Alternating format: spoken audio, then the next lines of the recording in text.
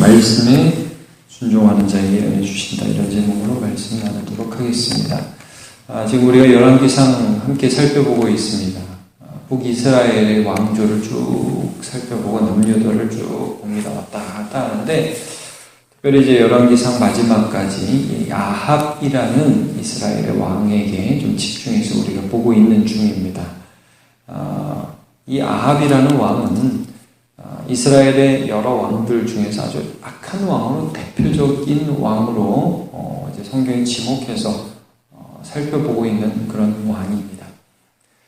여로보암의 그 죄를 따라서 북이스라엘의 모든 왕들이 다 그 악을 행하지만 이 아합은 특별히 하나님을 배역하고 바알과 아세라를 섬긴 왕으로 대표적인 왕입니다.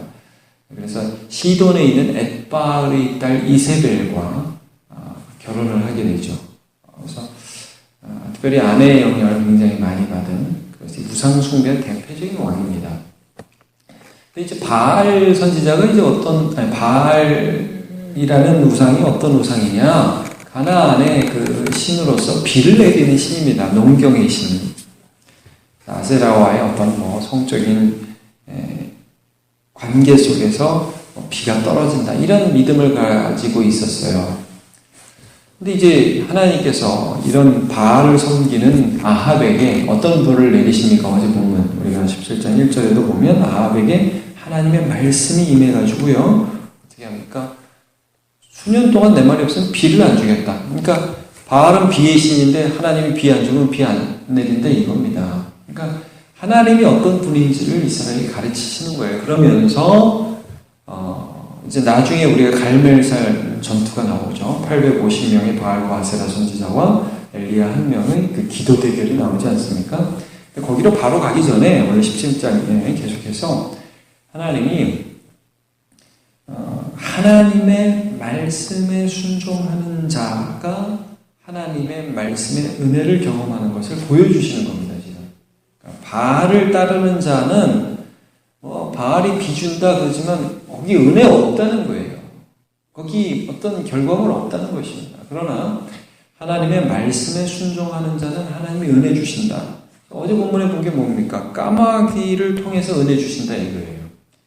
여러분, 까마귀가 음식을 뺏어가는 새지 음식을 갖다 주는 새가 아닙니다.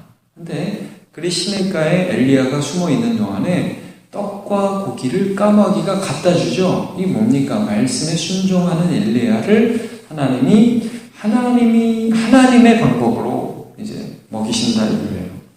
이제 어제 본문 7절의 맨 끝에 이 그리 시냇가가 마르죠. 하도 가뭄이 지속되니까 마릅니다. 하나님 오늘 본문에 보니까 이번엔 누구에게로 가라고 하시느냐? 말씀이 어떻게 임합니까? 여러분 오늘 본문을 한번 보시죠. 8절에 여호와의 말씀. 계속해서 여러분 여호와의 말씀 이렇게 그 말씀이 강조됩니다. 2절에도 여러분 여호와의 말씀이 엘리야에게 임하시죠. 자 8절 여호와의 말씀이 엘리야에게도 임하셔서 자 누구에게 가라고 하시느냐? 너는 일어나 시돈에 속한 사르밧으로 가서 거기 머물라. 자, 일단 이 부분 시돈 땅이라는 땅에 좀 주목해야 합니다. 시돈이 어떤 땅이냐? 이세벨, 아합의 아내의 고향입니다. 바알 숭배의 본고장이라고 할 수 있는 곳입니다. 다 바알을 섬기는 그 땅인데 거기도 이제 그 기근이 맺거든요. 근데 거기 누구에게로 가냐 하면 거기 과부. 여러분 과부는 도와줘야 될 사람이지 도와주는 사람이 아니거든요. 과부에게 가라. 근데 그곳에서 내게 음식을 주도록 내가 명령을 했다. 하나님의 말씀이 엘리야에게 이렇게 임했습니다. 여러분 이게 그 다음 절에 보면 그가 일어나 사르밧으로 가서 간단하게 나오지만 사실 엘리야에게 이 모든 것들은 쉬운 일이 아닙니다. 시냇가에 가서 까마귀가 주는 거 먹는 것도 상식적으로 이해할 수 없는 거예요. 근데 말씀에 순종하라는 것입니다. 자, 엘리야 갑니다. 가가지고 딱 가자마자 여기 보니까 성에 이를 때에 10절에 보니까 한 과부를 만나죠. 나뭇가지를 줍는 과부를 만납니다. 이 엘리야가 이 여자인가 하고 떠보는 거예요. 뭐라고 물어보냐면 이에 불러 이르되 근데 그래서 물을 가져다가 내가 마시게 하라. 물 좀 주시겠어요? 그러니까 이 여자가 물 가지러 그냥 간단 말이에요. 이 과부구나, 이 여자구나. 엘리야가 부탁을 합니다. 근데 내 손에 떡 한 조각을 내게로 가져와라. 떡 하나만 주세요. 그러니까 이 여자가 이제 딱 보니까 이스라엘 사람이거든요. 하나님의 사람이거든요. 그러니까 12절에 보니까 당신 하나님 여호와께서 살아계심을 두고 맹세하노니 나는 떡이 없고 다만 통에 가루 한 웅큼과 병에 기름 조금뿐이라 내가 나뭇가지 둘을 주어다가 여러분 왜 나뭇가지 둘이 계세요? 나뭇가지 한 2개 정도면 요리할 만큼 된다 이게 조금밖에 없다는 겁니다. 자, 나와 내 아들을 위하여 음식 만들어 먹고 죽을 계획입니다. 엘리야가 그에게 이렇게 말을 하죠. 그에게 이르되 두려워하지 말고 가서 내 말대로 하려니와 네 말대로 떡을 만들려니와 먼저 그것으로 나를 위해서 떡 한 개를 만들어 내게로 가져오고 그 후에는 내 아들을 위하여 만들라. 그러니까 먼저는 나를 위해서 줘라. 자, 이것도 말이 안 되는 얘기죠. 상식적이지 않습니다. 가난한 사람에게 등쳐먹는 것도 이게 뭡니까? 근데 그 다음에 엘리야가 하나님의 말씀을 선포합니다. 여러분 14절을 보세요. 이스라엘 하나님 여호와의 말씀이 이렇게 나옵니다. 여러분 오늘 본문을 계속 보십시오. 하나님의 말씀이 선포됩니다. 이게 순종해야 할 말씀이죠.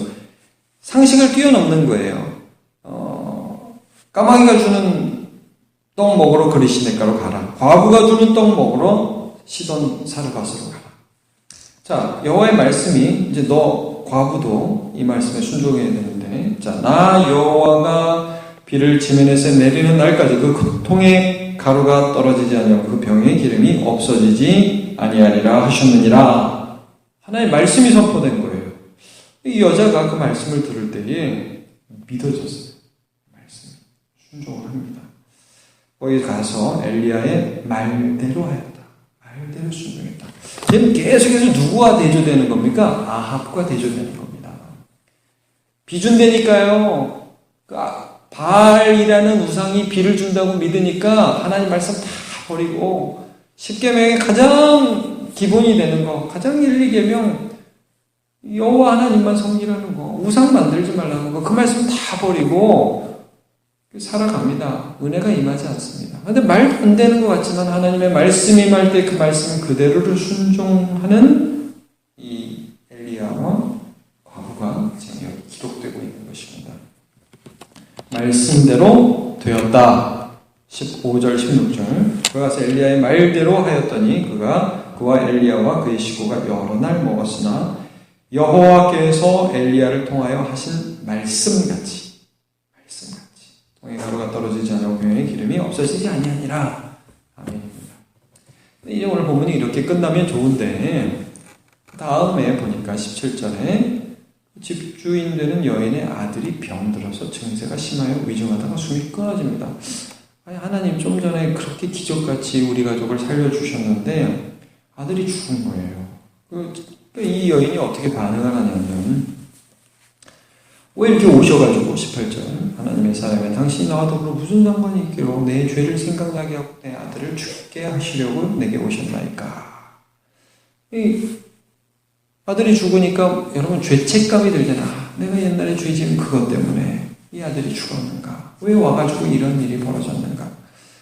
엘리야도 좀 힘들 수 있잖아요. 이게 순종했는데 이게 뭔가? 여러분 우리가 하나님 말씀 따라 살아갈 때 고난이 있기도 하잖아요.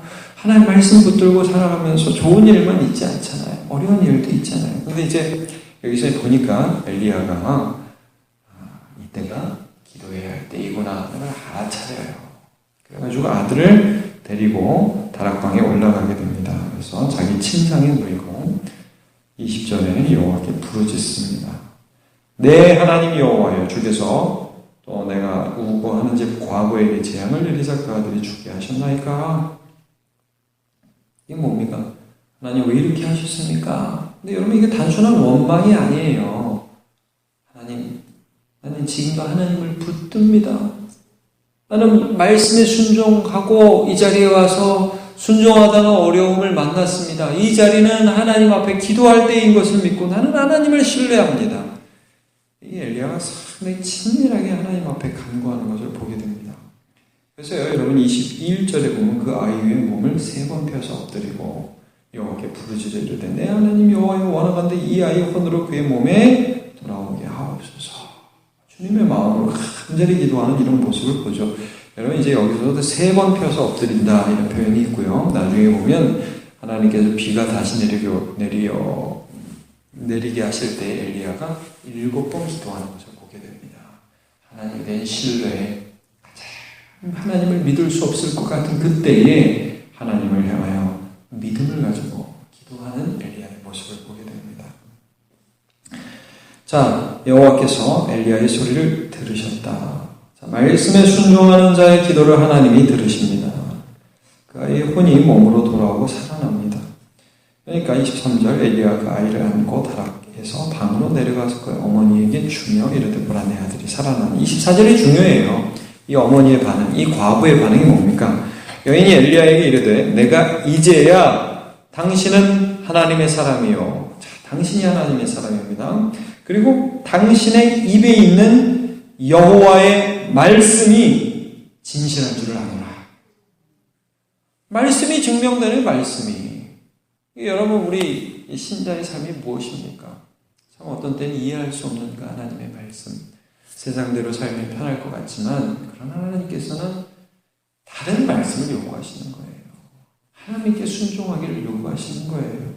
하나님 사랑하고 이웃 사랑하는 삶 살아가라고 하시는 겁니다. 세상은요, 야 이게 비주니까 이거 다 때려치고 그냥 너를 위해서 살아. 우상 숭배하면서 살아. 여러분 여기 순종하면 되는 것 같지만 망하는 것이고, 그러나 하나님 말씀 순종하면서 하나님 사랑하고 이웃 사랑하는 삶을 살아가며 하나님께서 그 삶에 은혜를 주시고, 의인의 기도는 역사하는 힘이 많으니라.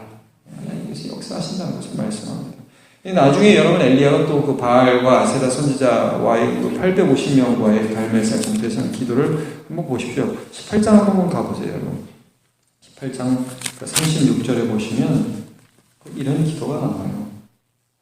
18장 36절 저녁 소재 드릴 때에 이르러 선지자 엘리야가 나와서 말하되 아브라함과 이삭과 이스라엘 하나님 여호와여 주께서 이스라엘 중에서 하나님이신 것과 내가 주의 종인 것과 보십시오. 내가 주의 말씀대로 이 모든 일을 행하는 것을 오늘 알게 하옵소서.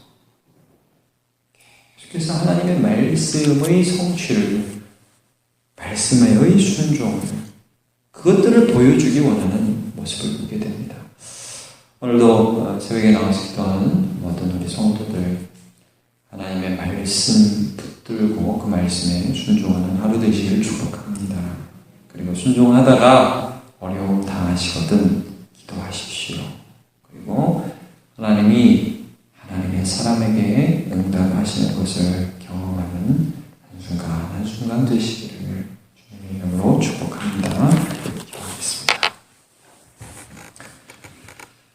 하나님,